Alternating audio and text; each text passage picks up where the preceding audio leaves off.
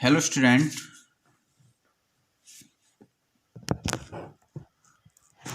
Class fifth subject है आपका Hindi second grammar.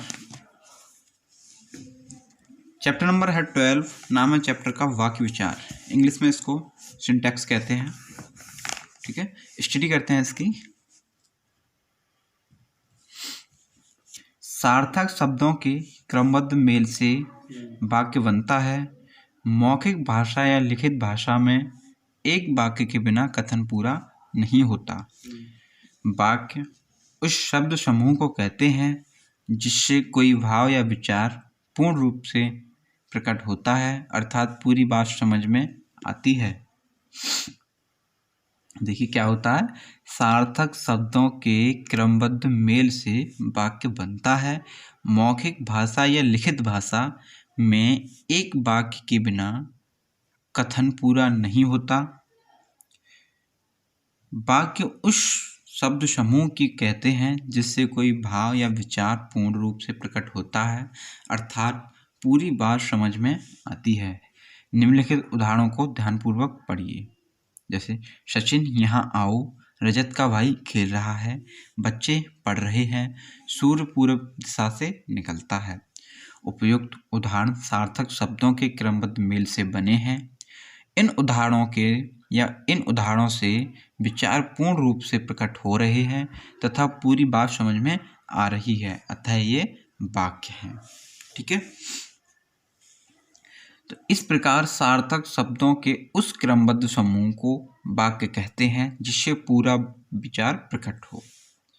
ठीक है, शब्दों के समूह को वाक्य कहते हैं और क्रमबद्ध समूह को वाक्य कहते हैं। अब वाक्य के अंग देखिए, वाक्य किन किन चीज़ों से बना होता होगा। नंबर फर्स्ट, वाक्य के दो अंग होते हैं। नंबर फर्स्ट उद्देश्य, नंबर टू विधेय।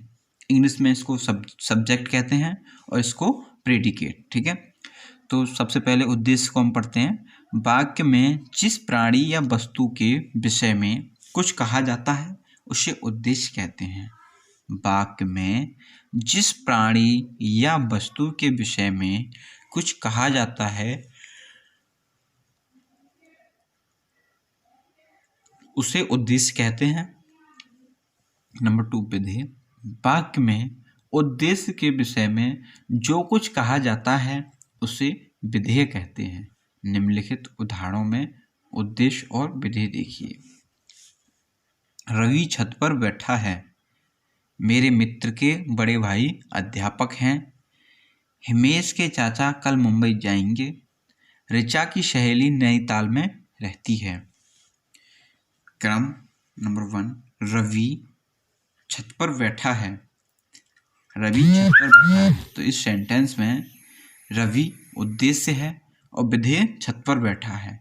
ऐसे मेरे मित्र के बड़े भाई अध्यापक हैं, तो मेरे मित्र के बड़े भाई, इतना ये क्या है, उद्देश्य है, अध्यापक है, ये प्रेडिकेट है। ठीक है, इसी प्रकार नीचे है वाक्य। अब आता है वाक्य के भेद। वाक्य का भेद दो आधारों पर किया जाता है। नंबर वन है आपका रचना के आधार पर, नंबर टू है आपका अर्थ के आधार पर। तो रचना के आधार पर वाक्य के तीन भेद होते हैं। नंबर वन सरल वाक्य, नंबर टू संयुक्त वाक्य, नंबर थ्री मिश्र वाक्य। नंबर एक सरल वाक्य, जिस वाक्य में केवल एक क्रिया होती है उसे सरल वाक्य कहते हैं। जिस वाक्य में केवल एक ही क्रिया होती है उसे सरल वाक्य कहते हैं। नेक्स्ट पेज, बच्चा सो रहा है, सुजीत लिख रहा है। नंबर टू संयुक्त वाक्य, जिस वाक्य में एक से अधिक सरल वाक्य किसी समुच्चय बोधक से जुड़े होते हैं उसे संयुक्त वाक्य कहते हैं। जैसे हम बाजार गए किंतु कुछ खरीदार नहीं लाए, मैं शाम को खेलता हूँ और रात में पढ़ता हूँ। तो ये दो वाक्य मिलकर के भर रहे हैं तो इसको कहेंगे हम संयुक्त वाक्य। अब नंबर थ्री आता है आपका मिश्र वाक्य। जिस वाक्य में एक प्रधान उपवाक्य तथा एक या अधिक आश्रित उपवाक्य हैं उसे मिश्र वाक्य कहते हैं। जैसे हम जानते हैं कि राम आज्ञाकारी पुत्र थे। प्रधान उपवाक्य हम जानते हैं। आश्रित उपवाक्य कि राम आज्ञाकारी पुत्र थे। मैं तुम्हारे भाई को जानता हूँ जो डॉक्टर हैं। खा अब आता अर्थ के आधार पर। ठीक है, तो अर्थ के आधार पर वाक्य के निम्नलिखित 8 भेद होते हैं। नंबर 1 आता है आपका विधिवाचक, नंबर 2 आज्ञावाचक, नंबर 3 निषेधवाचक, नंबर 4 प्रश्नवाचक, नंबर 5 विस्मयादिबोधक, नंबर 6 संदेहवाचक, नंबर 7 इच्छावाचक, नंबर 8 संकेतवाचक। तो सबसे पहले आता है आपका विधिवाचक। जिन वाक्यों में किसी कार्य का होना या करना सामान्य रूप से प्रकट हो उसे विधिवाचक वाक्य कहते हैं। जैसे दिल्ली भारत की राजधानी है, सार्थक अध्ययन करता है। नंबर 2 आता है आपका आज्ञावाचक। जिन वाक्यों में आज्ञा का बोध हो उन्हें आज्ञावाचक वाक्य कहते हैं। देखिए ये जो वाक्य हैं, जो इनका नाम है, प्रकार है, वही उनमें इसी प्रकार का होता है। जैसे ये आज्ञावाचक है तो उसमें आज्ञा है, आज्ञा वाले वाक्य आएंगे इसमें। जिन वाक्यों में आज्ञा का बोध हो उन्हें आज्ञावाचक वाक्य कहते हैं। नंबर 1 है मैं आज आप खड़े हो जाइए। इसमें आज्ञा दे रहे हैं ना, आप खड़े हो जाइए। नंबर 2 है दक्ष बाजार से सामान ले आओ, इसको ऑर्डर दे रहे हैं, जाओ। नंबर 3 आता है आपका निषेधवाचक वाक्य। जिन वाक्यों में किसी प्रकार का ना होना प्रकट हो उन्हें निषेधवाचक वाक्य कहते हैं। जैसे मैं आज बरेली नहीं जा रहा हूँ, बच्चे पढ़ नहीं रहे हैं। नंबर 4 आता है आपका प्रश्नवाचक वाक्य। जिन वाक्यों में प्रश्न पूछे जाने का बोध हो उन्हें प्रश्नवाचक वाक्य कहते हैं। जैसे तुम क्या कर रहे थे, यह फूल किसने तोड़ा।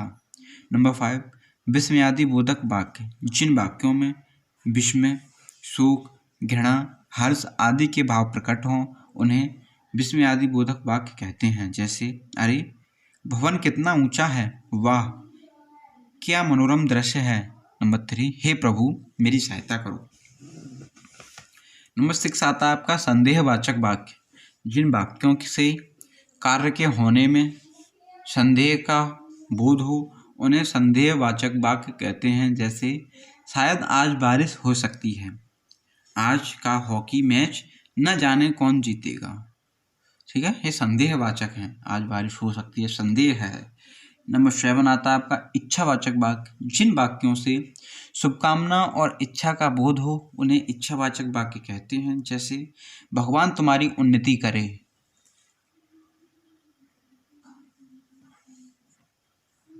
भगवान तुम्हारा कल्याण करे। नंबर 8 संकेतवाचक वाक्य। जिन वाक्यों में एक बात का होना दूसरी बात पर निर्भर करता है उसे संकेतवाचक वाक्य कहते हैं। जैसे यदि तूफान आ जाता तो जहाज डूब जाता। राहुल यदि परिश्रम करता तो फेल नहीं होता। ओके स्टूडेंट, इस चैप्टर की स्टडी हो गई है। इसकी एक्सरसाइज है जो हम आपको भेज देंगे और नोटबुक में अपना वर्क कंप्लीट करते चलें। Okay student.